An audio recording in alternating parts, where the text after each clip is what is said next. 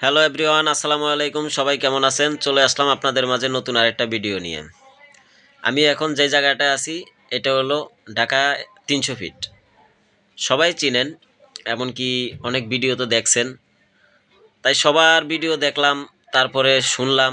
তো আজকে আমি নিজেই চলে আসলাম, তবে একা আসিনি, ফ্যামিলি নিয়ে এসেছি। এখন ফ্যামিলি নিয়ে আসার পরে তো বৃষ্টি শুরু হয়ে গেল।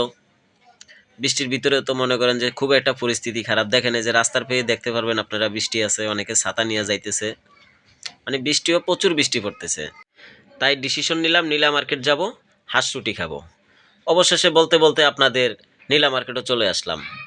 তো নীলা মার্কেট চলে এসে এই যে দেখেন, আমার এই মুরব্বী মামা আছে, মামাকে বললাম যে আমাদেরকে হাঁস রুটি দেন। তো পরে মামা হাঁস রুটির ব্যবস্থা করতেছে। দেখেন হাঁসের মাংসগুলা চুলার পে দিয়েছে, দিয়ে গরম করতেছে।